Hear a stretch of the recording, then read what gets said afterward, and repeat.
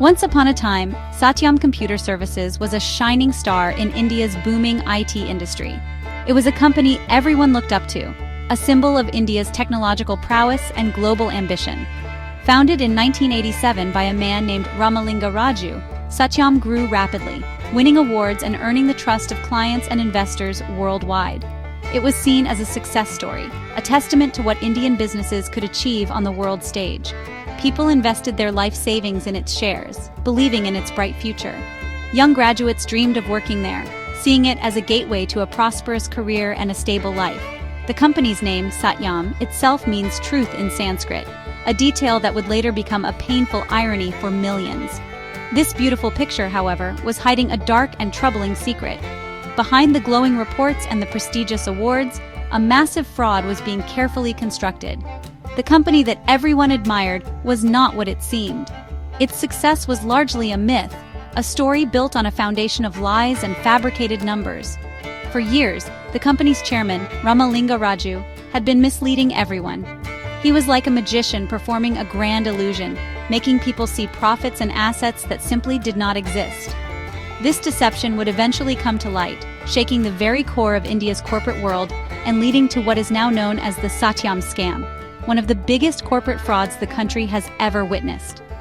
The story of the Satyam scam is a crucial lesson for everyone. It is not just a tale of numbers and balance sheets, it is a human story about greed, betrayal, and the devastating consequences of unchecked power.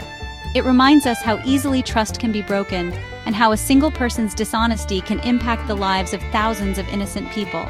The scandal forced India to look closely at its corporate governance rules, the systems meant to keep companies honest and accountable.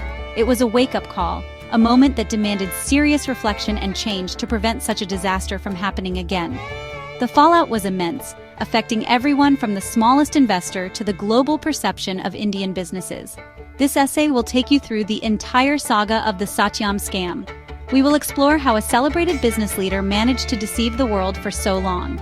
We will uncover the methods he used to create this elaborate fiction, from faking bank statements to inventing employees. We will also look at the real-world impact of his actions on the lives of employees who lost their jobs and investors who lost their money. Finally, we will examine how the truth eventually came out and the important changes that were made to ensure that the truth in business is never again so easily manipulated. It is a story that serves as a powerful reminder of why ethics and transparency are the most valuable assets any company can possess. At the center of this elaborate web of lies was one man, Biraju Ramalinga Raju. He was the founder and chairman of Satyam. To the outside world, he was a visionary, a pioneer of the Indian IT revolution. He was respected, admired, and celebrated for building a global company from the ground up. He received numerous awards for his entrepreneurship and leadership. People saw him as a humble and soft-spoken man who had created immense wealth and opportunity for his country. He projected an image of integrity and success, which made his eventual confession all the more shocking. He was the face of Satyam, and for a long time that face inspired nothing but confidence and trust. Beneath this respectable exterior, however, Raju was orchestrating a fraud of staggering proportions. His motive was not simple theft in the beginning. Instead, it started as a small lie to cover up a poor quarter, to keep the company's stock price high. He wanted Satyam to always look successful, to meet the high expectations of the stock market. But this small lie grew bigger and bigger over time. It was like a tiny snowball rolling down a hill, gathering more snow and becoming an unstoppable avalanche. What began as a minor adjustment to the company's accounts spiraled into a massive, multi-year deception that he could no longer control. He later described it as riding a tiger, not knowing how to get off without being eaten. Raju's method was deceptively simple in concept, but complex in execution. He systematically inflated the company's financial performance. He would report profits that were never earned and show cash in the bank that did not exist. To do this, he and a small circle of accomplices created a complex maze of fake documents. They forged bank statements, created false invoices, and manipulated the company's accounts to paint a picture of a thriving, cash-rich enterprise. This fake financial strength helped keep Satyam's share price artificially high, which in turn allowed Raju to maintain his reputation and use the inflated stock for other business dealings. He was essentially selling a dream, and for years, the world bought it. The grand plan was not just about protecting his reputation, it was also tied to his family's ambitions in the real estate market. Raju and his family had invested heavily in land, buying up large tracts through family-owned companies. He hoped to use the high value of his Satyam shares to fund these ventures. The fraud was a way to keep the Satyam bubble from bursting before his real estate investments paid off. However, the 2008 global financial crisis hit the property market hard, and his exit strategy vanished. Trapped by his own lies and with no way out, Raju found himself cornered. The very fraud he created to fuel his ambitions became the cage that would ultimately ensnare him. The core of the Satyam fraud was the manipulation of the company's financial books. Ramalinga Raju admitted to creating a huge gap between the company's real financial position and what was reported to the public. One of the main tricks was to invent cash and bank balances. The company's official reports showed that Satyam had over 5,000 crore rupees, which was more than $1 billion at the time, in its bank accounts. In reality, most of this money was pure fiction. To support this lie, Raju and his team forged bank statements and fixed deposit receipts. They created thousands of fake documents to fool the company's auditors, who were supposed to check these records but failed to spot the forgeries for years. Another key part of the deception was inflating the company's revenue. Raju would create fake invoices for work that was never done. He would make it seem like Satyam was earning more money from its clients than it actually was. This created a false picture of rapid growth and high profitability. To make these fake sales look real, the money was supposedly collected and deposited into the company's non-existent bank accounts. This way, the fake revenue on the income statement was matched by fake cash on the balance sheet, making the entire financial picture look consistent and believable to an outsider. This intricate process of falsification required a small, trusted team within the company to manage the complex web of lies. The deception went even further, extending to the company's workforce. Raju inflated the number of employees on Satyam's payroll by about 13,000 people. These were ghost employees who did not actually exist. The company would generate fake salary slips for these non-existent workers. The money supposedly paid to them as salaries would then be siphoned off. This served two purposes. First, it allowed Raju and his conspirators to take money out of the company. Second, it made Satyam appear to be a much larger employer than it was, further boosting its reputation as a major player in the IT industry and justifying higher operational costs in its financial reports. Finally, Raju used a network of smaller companies, many of them controlled by his family, to move money around and hide the fraud. These related party transactions were complex and difficult to trace. The entire operation was managed through a secret, parallel accounting system that was known only to a few insiders. This system kept track of the real numbers, while the official system produced the fake ones for the public.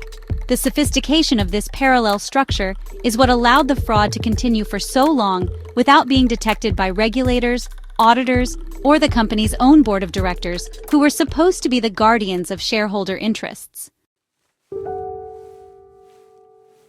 When the truth about the Satyam scam finally came out, it sent shockwaves through the lives of its more than 50,000 genuine employees. For years, they had worked hard, proud to be associated with a company they believed was a leader in the industry. They were the backbone of Satyam, delivering projects for global clients and building its reputation through their dedication. Suddenly, the company they had trusted was revealed to be a house of cards. Their future became uncertain overnight. They worried about their jobs, their salaries, and the projects they were working on. The pride they once felt was replaced by a sense of betrayal, confusion, and fear for their livelihoods. The immediate aftermath of Raju's confession was chaos. Clients started to get nervous, questioning whether Satyam could continue to provide its services reliably. Many threatened to pull their projects, which would have led to the company's collapse. This put immense pressure on the employees who were still trying to do their jobs amidst the turmoil. They had to reassure anxious clients while dealing with their own personal anxieties. The company's brand, once a badge of honor on their resumes, was now tainted. Many employees found it difficult to look for other jobs, as the name Satyam was now associated with fraud and scandal, making them victims of a crime they had no part in. The uncertainty also had a deep psychological impact. The work environment, once vibrant and aspirational, became filled with gossip, rumors, and a sense of gloom. Employees gathered in cafeterias and hallways not to discuss new projects, but to share their fears about the company's future. For young professionals who had taken loans for homes or education based on their stable Satyam salaries, the situation was particularly dire. They faced the terrifying prospect of losing their income and being unable to meet their financial commitments. The emotional toll was immense, as the scandal shattered their trust in corporate leadership and the stability of their chosen careers. The Indian government's swift intervention to appoint a new board was a ray of hope, but the period of uncertainty was long and painful. The new leadership had the difficult task of not only saving the company, but also restoring the morale of its shattered workforce. They had to communicate constantly with the employees, assuring them that their jobs were safe and that the company had a future. It was a testament to the resilience of Satyam's employees that they continued to work and serve their clients during this incredibly difficult time. Their professionalism helped keep the company afloat while a long-term solution was being sought, proving that the true value of Satyam was always in its people, not its falsified financial records. For thousands of investors, both big and small, the Satyam scandal was a financial disaster. They had poured their hard-earned money into Satyam's shares, believing it to be a safe and profitable investment. The company was a blue-chip stock, a favorite among individual investors, mutual funds, and foreign institutions. Its consistent growth story, backed by glowing analyst reports and prestigious awards, made it seem like a foolproof choice. Many middle-class families had invested their life savings, retirement funds, and children's education money in Satyam, trusting the numbers that were presented to them. They believed they were investing in the future of Indian IT, a future that seemed incredibly bright. On January 7, 2009, the day Ramalinga Raju confessed to the fraud, this dream turned into a nightmare. As news of his confession spread, the value of Satyam's stock plummeted. The share price crashed by over 70% in a single day, wiping out billions of dollars in market value. Investors watched in horror as the worth of their holdings evaporated in a matter of hours. A stock that was once trading at over 500 rupees fell to double-digit figures. For many small investors, this meant losing a significant portion of their wealth. The truth that the company's name promised had been a lie, and they were the ones paying the price for it. The scandal's impact went far beyond just the financial losses. It caused a massive crisis of confidence in the Indian stock market. If a company as reputed and audited as Satyam could be a complete fraud, who could be trusted? Investors became skeptical of all corporate balance sheets. The incident tarnished the image of India's corporate governance standards globally. Foreign investors who had been flocking to India suddenly became wary. The scandal raised uncomfortable questions about the reliability of auditors, the effectiveness of independent directors on company boards, and the strength of the country's regulatory bodies. It was a severe blow to the reputation of India Inc. In the wake of the collapse, investors were left with very few options. Many sold their shares at a huge loss, just to salvage whatever little value was left. Others held on, hoping for a miracle or a government-led revival that might restore some of the lost value. Legal battles ensued, with investor groups filing lawsuits to recover their losses, a long and arduous process. The Satyam scam served as a harsh and painful lesson for investors about the importance of diversification and the inherent risks of the stock market. It highlighted the fact that even the most celebrated companies can hide dark secrets, and that trust, once broken, is incredibly difficult to repair. The beginning of the end for Satyam's grand deception came from an unexpected move by Ramalinga Raju himself. In December 2008, he announced a plan for Satyam to buy two other companies, Maitas Properties and Maitas Infra. These companies were owned by his own sons. The deal was valued at $1.6 billion. Raju presented this as a strategic move to diversify Satyam's business. However, investors saw it for what it was, a desperate attempt by Raju to use Satyam's, fictional cash reserves to bail out his family's struggling real estate businesses. The market reacted with outrage. Investors, both in India and abroad, protested loudly, seeing the move as a clear case of corporate misgovernance. The backlash was so severe that Satyam's stock price tumbled, and Raju was forced to call off the deal within hours of announcing it. But the damage was already done. The failed Matas deal had put a spotlight on Raju and his management style. It raised serious questions among investors, analysts, and regulators. Why would a successful IT company want to suddenly get into the completely unrelated business of real estate? Where was the money for this huge acquisition coming from? The intense scrutiny that followed made it impossible for Raju to continue hiding his secrets. The tiger he had been riding was now turning on him. Cornered, and with no other way out, Ramalinga Raju made a stunning decision. On January 7, 2009, he wrote a 5-page letter to Satyam's board of directors and the stock market authorities. In this letter, he confessed to the massive long-running fraud. He admitted that the company's profits had been grossly inflated for years. He revealed that the billions of dollars in cash and bank balances shown on the company's books simply did not exist. The letter was a bombshell, a candid admission of guilt that laid bare the full extent of the deception. He concluded his letter by stating he was prepared to face the legal consequences of his actions. The confession sent shockwaves across India and the global business community. It was unprecedented for the chairman of a major corporation to admit to a fraud of this magnitude. The news spread like wildfire, leading to the immediate collapse of Satyam's stock price and creating panic among its employees, clients, and investors. The government was forced to step in immediately to prevent the company from imploding, which would have had a catastrophic effect on the wider economy. Raju's confession, while devastating, was the necessary first step towards uncovering the truth and beginning the long and difficult process of cleaning up the mess he had created. Following Ramalinga Raju's shocking confession, the Indian government knew it had to act quickly and decisively. The collapse of a company the size of Satyam, with its 50,000 employees and hundreds of global clients, would have been a national disaster. It would not only lead to massive job losses, but also severely damage India's reputation as a reliable destination for IT outsourcing. The primary goal was to ensure business continuity, to keep the company running and prevent clients from leaving. The government immediately dissolved Satyam's board of directors, which had clearly failed in its duty to oversee the company's management. In its place, the government appointed a new board of 6 distinguished and highly respected professionals. This board included eminent figures like banker Deepak Parekh, IT veteran Kiran Karnik, and former NASSCOM president Kiran Karnik. Their mission was twofold: first, to stabilize the company's operations and restore the confidence of employees and clients, and second, to find a credible new owner for Satyam who could steer it back to health. This was a race against time. The new board had to quickly get a handle on the company's true financial situation, which was a mess of forged documents and fake accounts, while simultaneously managing the day-to-day business. One of the first challenges for the new board was arranging for funds to pay salaries and meet other operational expenses.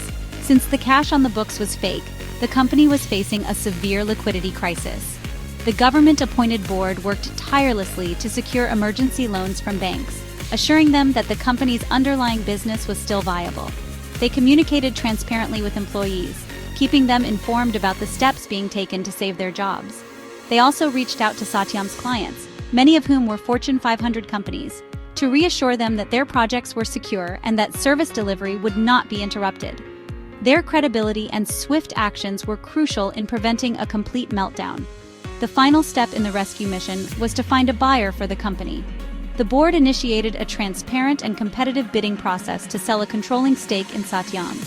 Several major companies, both Indian and international, showed interest. After a carefully managed auction, the IT firm Tech Mahindra, part of the Mahindra Group, emerged as the winning bidder in April 2009. Tech Mahindra acquired a majority stake in the company, infusing much-needed capital and providing strong new leadership.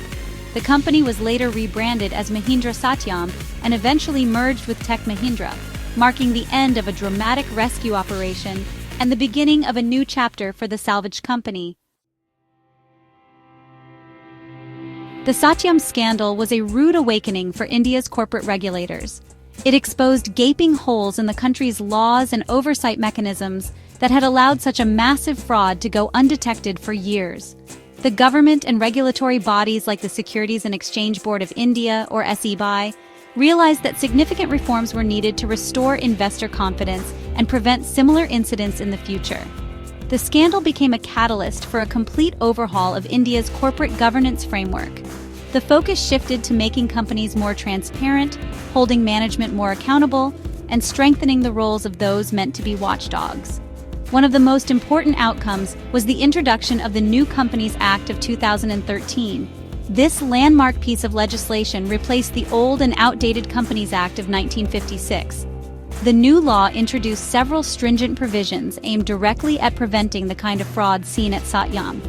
It placed greater responsibility on a company's board of directors, and for the first time, defined the duties of independent directors, making them more accountable for their oversight role. The act also introduced stricter rules for auditors, including mandatory rotation of audit firms for listed companies to prevent auditors from becoming too close to the management they are supposed to be scrutinizing. The role and power of auditors came under intense scrutiny. The Satyam case revealed a massive failure on the part of its longtime auditor, PricewaterhouseCoopers, which had failed to detect the fraud. In response, the new laws made auditors legally liable for their failures and introduced the concept of class action lawsuits, allowing a group of shareholders to sue a company or its auditors for losses caused by fraud. Furthermore, the government established the National Financial Reporting Authority, or NFRA, a powerful new independent body to oversee the auditing profession, set accounting standards, and investigate misconduct by auditors and audit firms. Beyond the legal changes, the Satyam scandal also led to a cultural shift in the Indian corporate world. Company boards became more cautious and diligent. Independent directors started asking tougher questions and demanding more information from management. Shareholders became more active and vocal in holding companies accountable. The scandal served as a powerful lesson for corporate India about the importance of ethics, transparency, and good governance. While no system can ever be completely foolproof, the reforms implemented in the wake of the Satyam fraud have undoubtedly made India's corporate landscape stronger, more transparent, and better regulated than ever before. The story of the Satyam scam is ultimately a powerful morality tale for the modern corporate world. It teaches us a fundamental lesson. No matter how smart or successful a business seems, its survival depends entirely on a foundation of integrity and ethical conduct. Ramalinga Raju built a globally recognized company, but he built it on a lie. For a time, it seemed like he had succeeded, but the deception was unsustainable. The pressure of maintaining the lie became unbearable, and the entire empire he constructed came crashing down. The scandal proves that profits built on fraud are illusory, and that shortcuts in business eventually lead to a dead end. True and lasting success can only be achieved through honesty. The scandal also underscores the critical importance of strong corporate governance. A company is not just its CEO or chairman, it is a system of checks and balances. The board of directors, especially the independent directors, have a sacred duty to protect the interests of shareholders. The auditors have a professional obligation to verify the company's accounts with skepticism and diligence. In the case of Satyam, these systems failed completely. The board was passive, and the auditors were negligent. The lesson here is that rules and regulations are only effective if the people responsible for enforcing them are vigilant, independent, and courageous enough to ask difficult questions and challenge authority when something seems wrong. Furthermore, the Satyam saga reminds us of the human element at the heart of every business. A company's balance sheet is not just a collection of numbers. It represents the livelihoods of its employees, the savings of its investors, and the trust of its customers. The fraud at Satyam had devastating real-world consequences, shattering thousands of lives and careers. It serves as a stark reminder to corporate leaders that their decisions have a profound impact on society. The pursuit of profit can never be detached from social and ethical responsibility.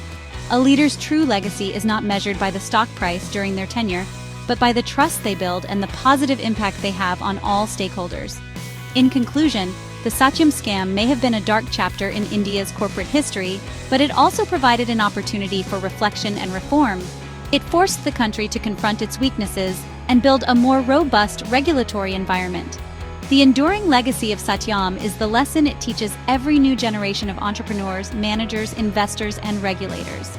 It is a constant reminder that the Sanskrit word Satyam means truth, and in the world of business, as in life, the truth is the only asset that can stand the test of time. Honesty is not just the best policy, it is the only policy for sustainable success.